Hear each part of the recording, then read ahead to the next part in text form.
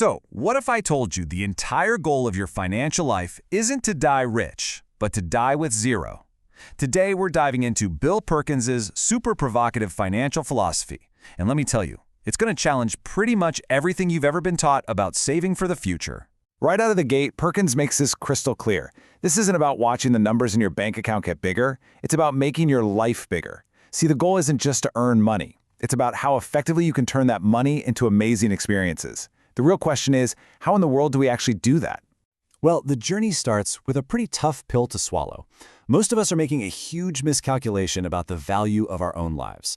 We get so focused on saving up for a future that, let's be honest, isn't even guaranteed, that we totally forget to live in the one thing that is, right now. Perkins hits us with a question that just completely reframes how you think about your job. He argues that if you die with money left over, you've essentially worked for free. I mean, think about it. You traded irreplaceable hours of your one and only life for dollars you never even got around to using. Okay, let's make this feel a little more real. Meet Elizabeth. Now, on paper, she did everything right. She worked hard, saved a ton of money every year, but just look at that last number, $130,000 left unspent. From Perkins' perspective, that money represents thousands of hours of her precious life energy that she never got to convert into memories or joy. It's just gone. You know that classic fable of the ant and the grasshopper, right? Our whole culture basically worships the hardworking ant. But Perkins says, whoa, hold on, that's only half the story. To really truly thrive, yeah, you need the ant's discipline to survive, but you absolutely need the grasshopper's passion for living in the moment too. It's all about finding that balance. So, if you're not supposed to just pile up cash like a dragon guarding its treasure, what should you be investing in? This brings us to the absolute heart of the book, this incredible idea called the memory dividend. Think of it like this. An experience, say a trip or a concert, it isn't a one-time thing that just evaporates, it's an asset. And just like a stock, it pays you dividends for the rest of your life. Every single time you smile thinking about that amazing vacation or tell a story about that concert, you're cashing a check on your memory dividend. And this process, it's this beautiful self-sustaining cycle. You invest in an experience, you enjoy it, and bam, that creates a memory. But the real magic, the secret sauce, happens in that last step. When you relive and share that memory, the enjoyment doesn't just come back. It can actually grow and compound over time. It gets richer. Now check this out. This is Jason, a friend of Perkins who did something most of us would think is absolutely nuts. He borrowed money from a loan shark just to go backpacking in his 20s. Crazy, right? But listen to what he says now. That investment was priceless. He paid for the trip once, but he's been collecting those memory dividends for decades. Okay, this all sounds amazing in theory, but it brings up a huge practical question. When? When do you actually flip the switch from saving to spending? And that's where this idea of knowing your financial peak comes in. This data right here, it shows a paradox that so many of us fall into. I mean, look at this.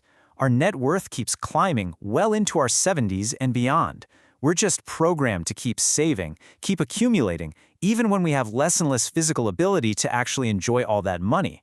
We're literally working and saving past the point of peak fulfillment. And here's the simple, unavoidable reason why.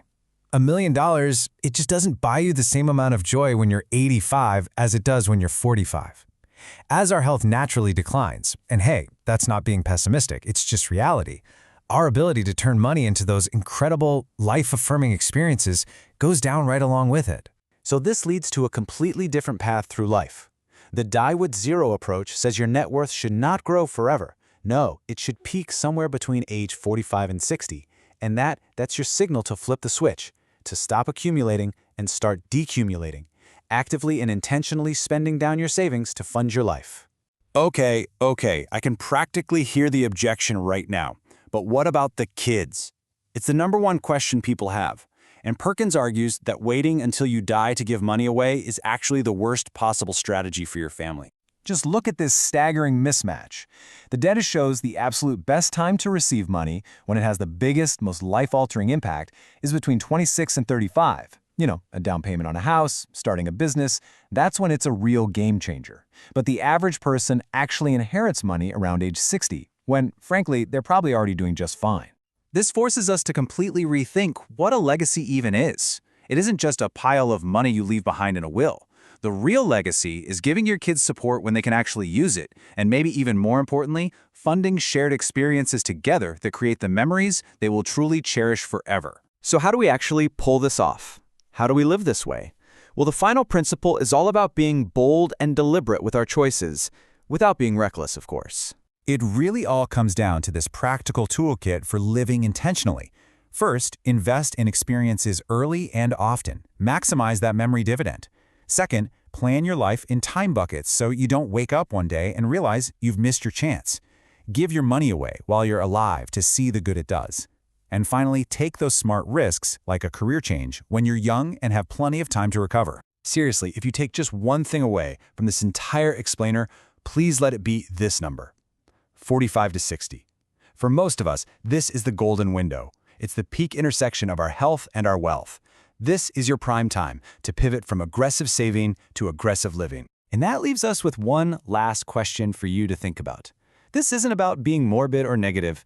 It's about creating urgency. Thinking this way forces you to prioritize what truly, truly matters and to stop endlessly putting off the life you actually want to live. So, what's your answer?